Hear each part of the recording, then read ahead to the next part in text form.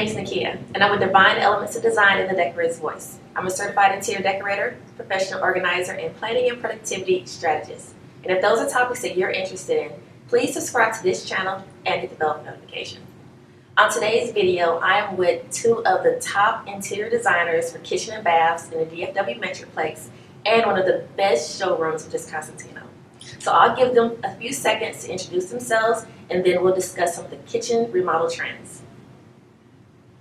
Hi, I'm Jamiil Boyd. My business is called Crown Jewel Interiors. I do residential styling, remodeling, finish selection, and I do some commercial work. Hey everybody, my name is Brittany Lyons, and I am the principal designer at Brittany Lyons Interiors. It's based in Dallas, Texas, and we work on projects from new construction, so building from the ground up, and renovations, remodels, and to just simple redesigns if you just want to have new furniture, new curtains, that sort of thing in your home. And I'm Andria, Preas. We're here at our showroom in Dallas at Cosentino. We're a Spanish-based company who specializes in innovative products that you can use for any surface in your home. And we are so happy to have you guys here in our showroom. Thanks for having us. Yes, thank you for opening up your showroom for my followers. We love all type of information, and getting it from the pros is just a big plus.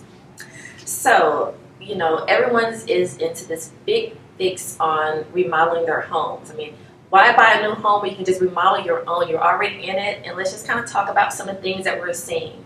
I recently did a remodel of my own home, probably I think it was last year, and I'll share that video in the comment section below, in the description below if you have not seen it. But doing a kitchen remodel, it takes, it's a beast. It can be a lot of work. Yeah. And if I'm an interior designer, but if you are not an interior designer, I definitely recommend you, reach out to an interior designer to get that help, because there are so many benefits of having an interior designer when you're doing your kitchen or your baths.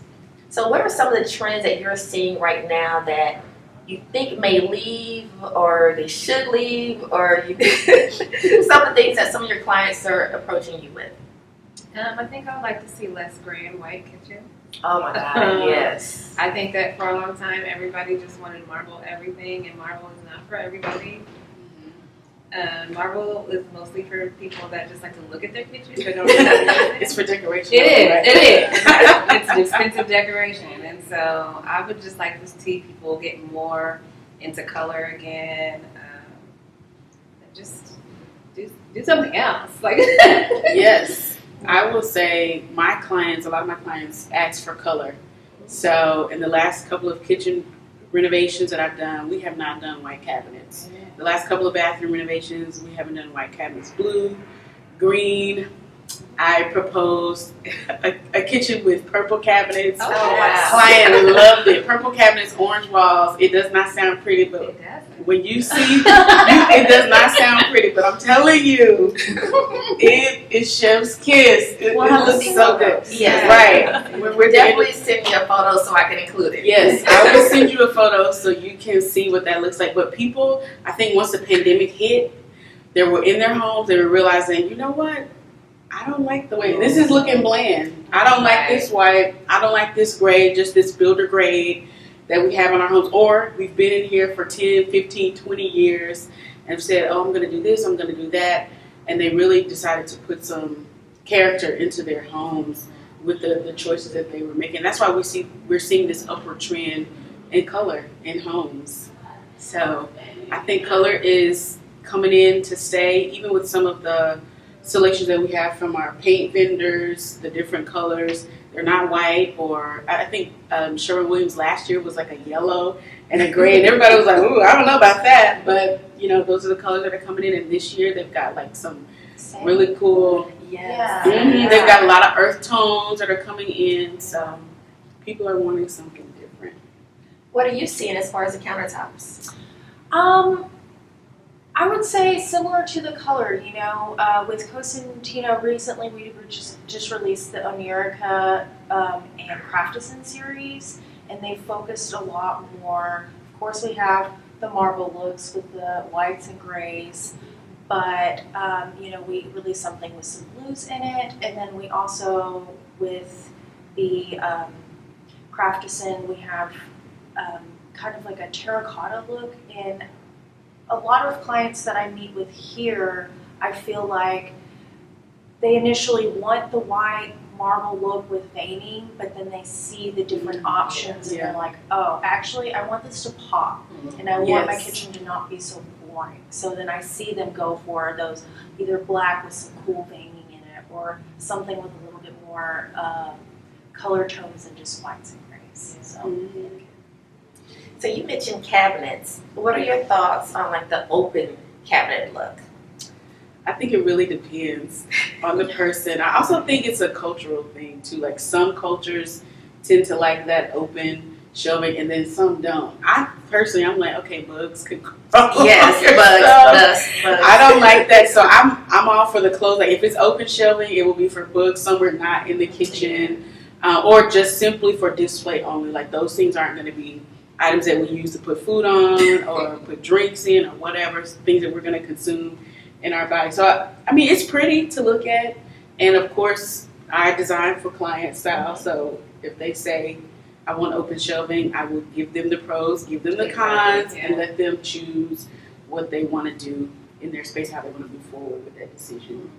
Do many of your clients want open shelves? I don't do a lot of kitchen and bathroom models, to be honest with you. Like, I used to do strictly kitchen and bathroom models, but lately I've been doing a lot more styling. So I have not recently had a request for open shelving. I don't mind open shelving, but like she said, there's pros and cons to everything.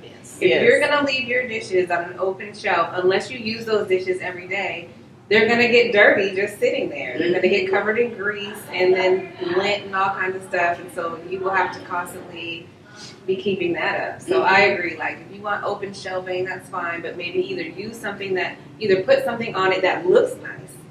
Because you also have to be organized with your stuff. Exactly. So you have to get things that look nice, and you have to keep them organized. And then so maybe use pieces that you either use on a regular basis, so you were going to be cleaning them anyway, or just put your cookbooks up there, and some decorative items and things like that. Something cute and call it. But if it's in a kitchen, it's going to get covered in grease. If you use your kitchen, right? If you're the marble countertop people, then you just want to look at it. Yeah. But it's going to have grease on it and dirt and everything else. So pros and cons to everything. Exactly. So I see a lot of people asking for pop fillers. Do you do many of those? No, I don't. The one project where I thought it might be a good idea to do it, the client was like, no, what is that? I don't want that. I think if you are doing a lot of pastas, if you're heavy cookers, then that might be a good opportunity for you to have it. But and then too, like depending on the size of your kitchen, sometimes it just doesn't make sense if it's a smaller space. But again, it's based on preference. So some clients want it, some clients don't. It's definitely convenient for filling up, water to cook pasta. Or if you make a lot of big dishes, you have a big family, it can come in handy that way. But it really just depends. It does. Everything is based on preference. Yeah, is an individual choice. And so depending on how you live, a pot filler might be the life save you have been looking for all your life. But if you don't really cook a lot, or you don't really need to fill a lot of pots, like what do we do? Right. So maybe if you're like a smaller person and you don't want to have to try to carry a heavy pot back and forth, it would be a convenience. Like she said, people that cook a lot of pastas and stuff, just turn it on and turn it on. But I don't necessarily see it as a necessity, but I could see how it would be a benefit to some people. I know a lot of people when they're working on their kitchen, especially people that do not have an interior designer, questions come up after the fact. Like they'll see a kitchen and say, oh, well, I didn't even know a pot filler was an option, or I didn't know this was an option. Like one of the things that, a person may not understand or may not think about is that corner in the kitchen where it's a lot of wasted space. When you first buy a home, if it's a build-a-grade home, it's wasted space. But once you have your interior designer, they'll go through and they'll show you, how to work your cabinets to where you have that space in the middle. So I did see a picture, I think it was like a meme or something, where a family said that they were going to put like a skeleton in that pot, and then that way, have you seen that meme before? And then when the future homeowner, buys at home, they'll see that and they'll just think it's hilarious. I'm like, oh my God, what did the previous homeowner do? Yes. So that's, hilarious. So, kitchen pull-out drawers. That's like, when I redid my kitchen, that was the main thing I wanted.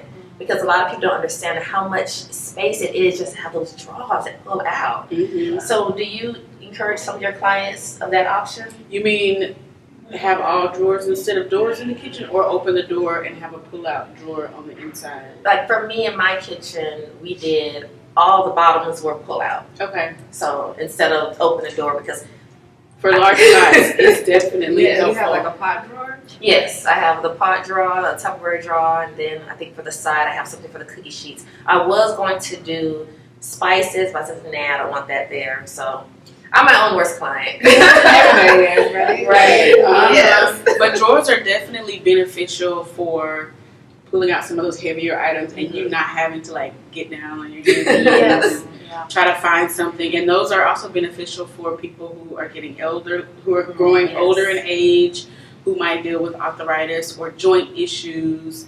It's easier for them to just pull it open and look through it instead of having to, again, get down on the floor. So that could be a benefit too. And that's, function is always the thing that just makes a beautiful space more beautiful to me. It's pretty, but then it has all this functional mechanics in it, and it just works. Right. And that's really where good design comes into play. Yeah.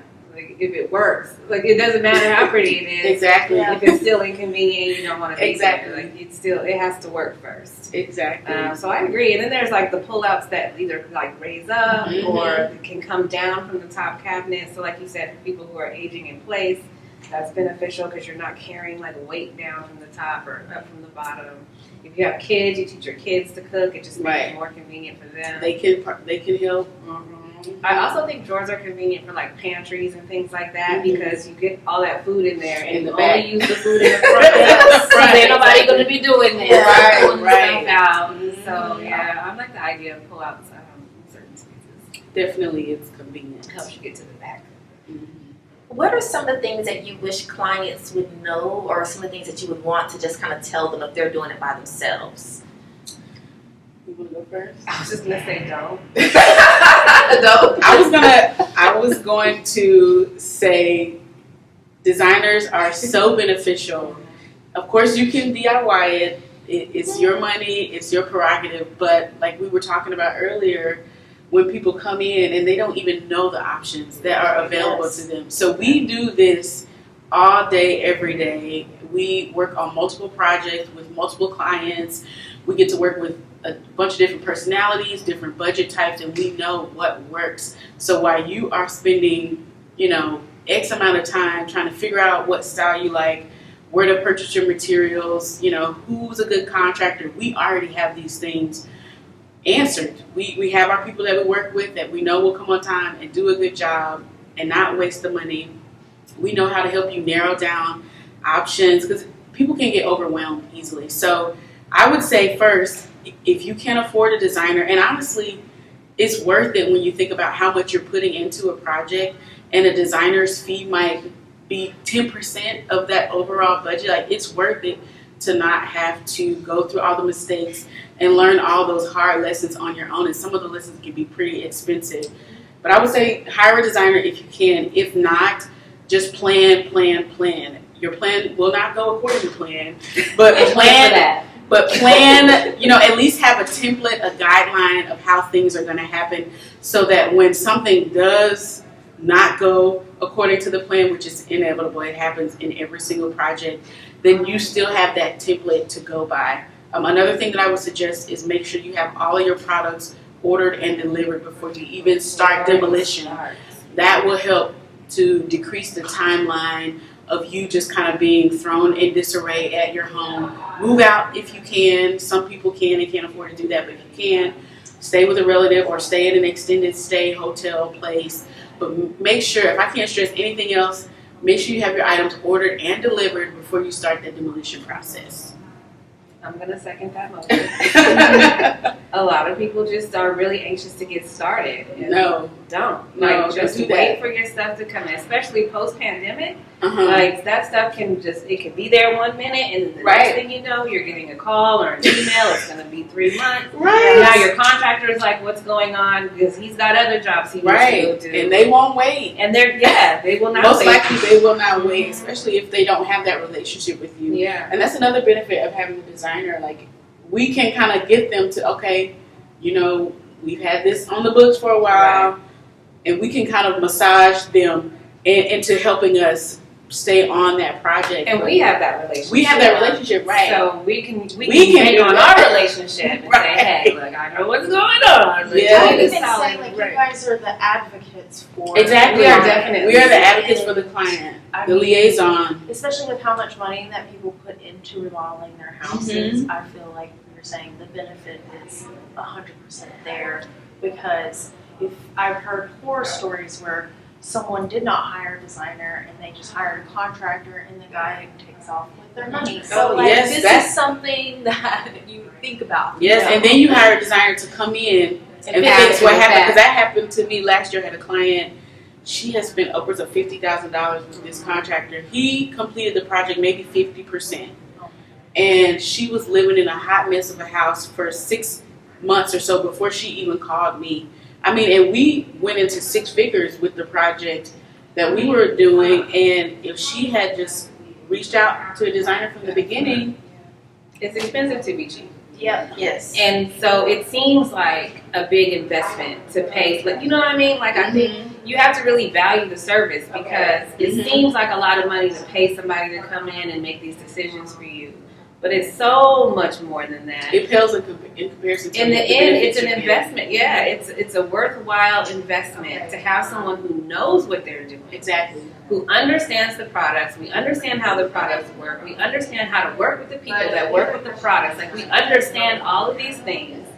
You know, we've got the education and the experience, and so we take on a lot of those things that would stress a person out trying to do it, because you don't know. You don't know what you don't know. And so just spend the money. Like, just hire somebody. Right. Save your Come in. coins. Because how often do you remodel your house? Exactly. Like every decade or two. Right. So divide that money up across the next 10 or 15 years. You're barely paying anything. And you are relieving so much weight and That's a stress great way off to of do you. Yeah.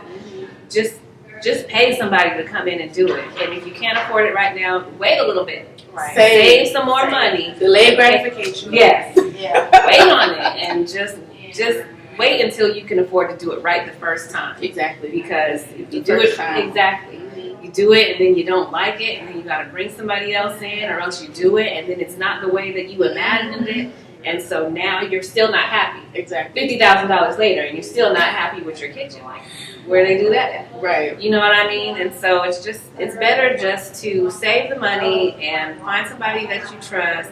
And then on top of that, like, if you do it yourself, you are probably going to design your kitchen based on trends.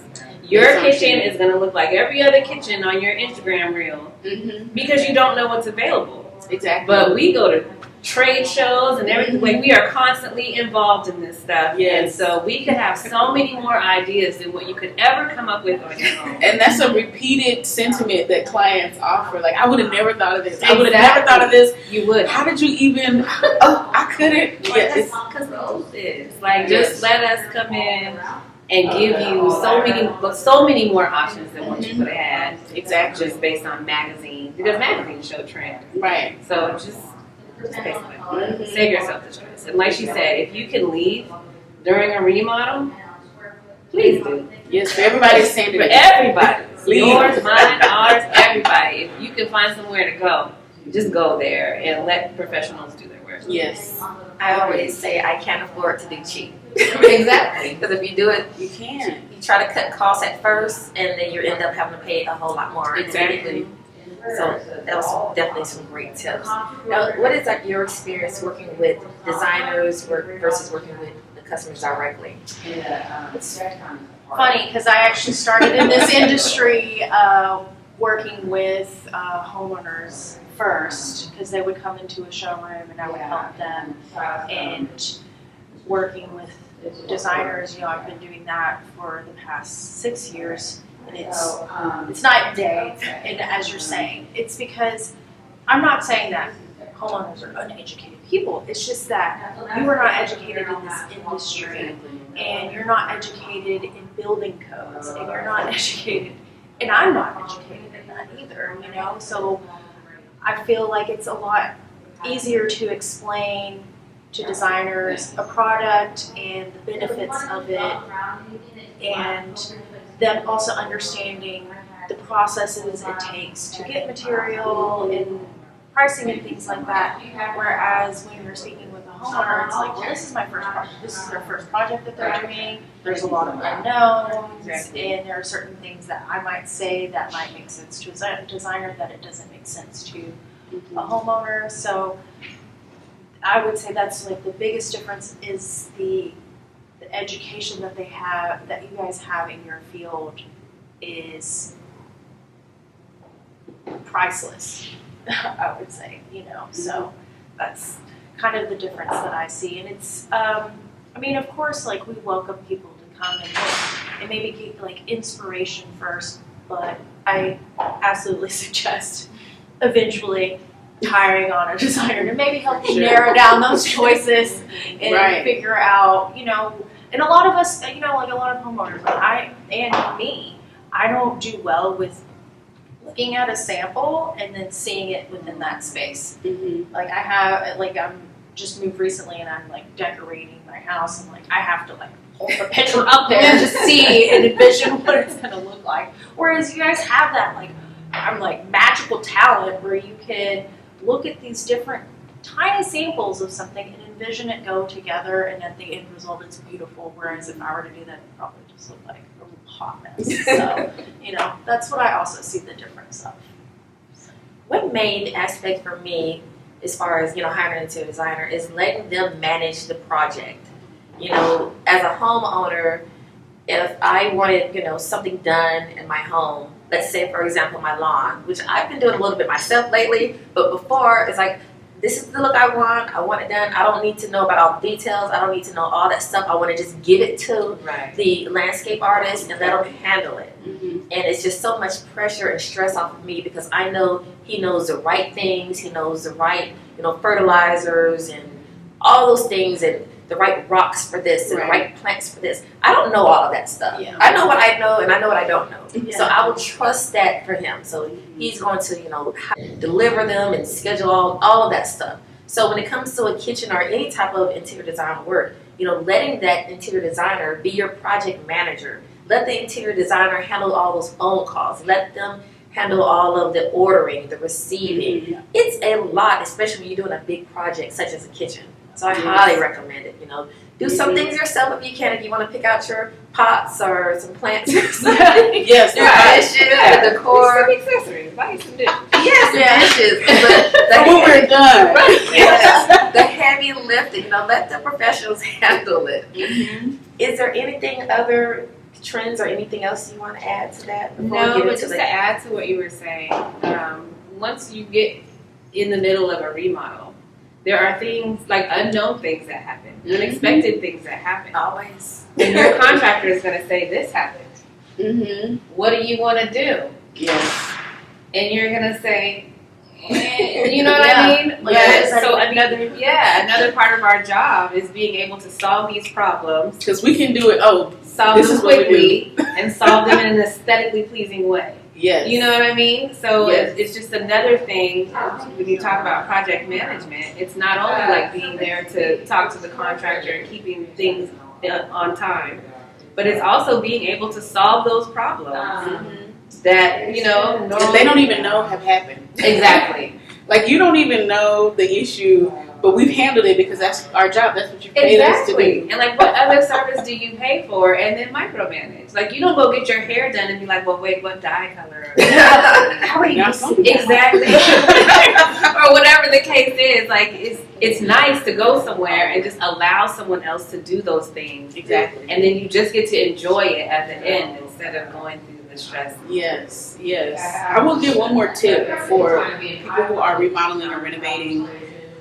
Definitely have a contingency a money contingency for your project because, like you said, anything could go wrong. If you live in an older home, you might have to redo the plumbing. You might have to redo the electrical. You might have to get a new panel for all of your wiring. So I would recommend setting aside at least 5 to 10% of your overall budget as a contingency. That way, you at least have some funds set aside to cushion the blow if it happens. Like sometimes there aren't any issues and everything goes smoothly as far as surprises are concerned, but a lot of times, especially in older homes, those things all need to be updated. And instead of just having to shell out $2, $3, $4 grand unexpectedly, you have something set aside. And then if you don't have to use it, guess what?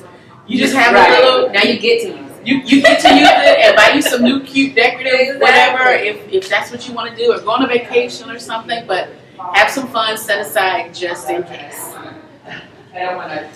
So, sorry about the background noise. It is a functioning showroom. So, yes, we're hands-on right here. So, can you kind of explain to us or tell us a little more about some of the newer countertop options that are available?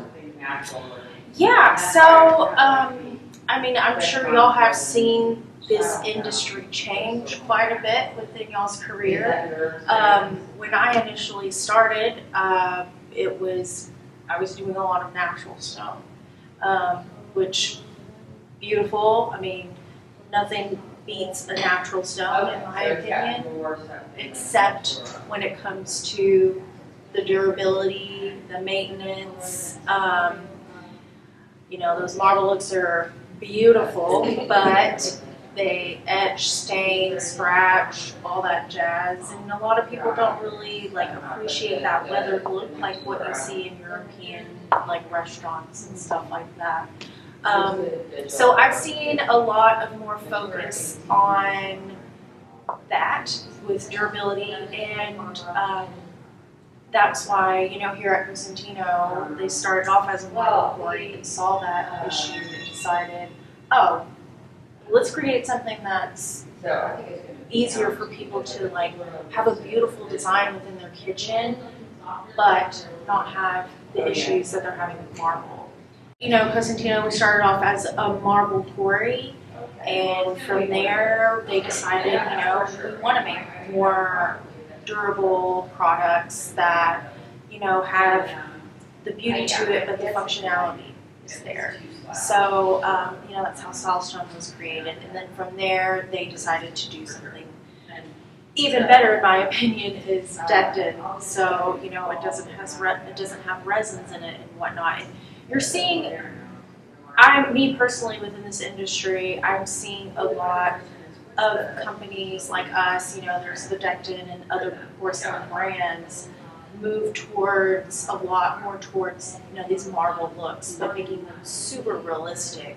And I think people are seeing the benefits of okay, yeah, natural stone is awesome, but I still want my marble look, and I don't want it to stay because I paid $10,000 for that slab. Exactly. So, and I think that's and that is the feedback that I see our company getting too, because I talk to a lot of designers and ask them, what are you guys using? And it's a lot of quartzites and marbles still. It's that calm, veining, not crazy patterns, and that's kind of where I see us continuing on with those trends for a while. I think marble is timeless, and that's why we're just constantly trying to innovate new looks that can benefit all the people with eclectic styles, more colorful, or the classic with the just grays and warm tones. So. Okay. All right. Well, I would like to thank you all so much for coming on board with this video and giving this information to my followers.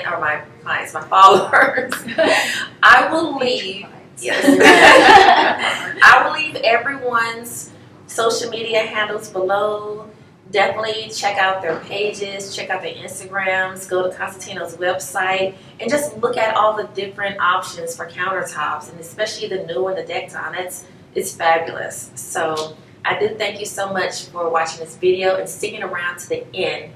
Please leave any questions or comments you have in the comment section below and give this video a thumbs up. Thank you so much and have a divine day. Goodbye. Bye.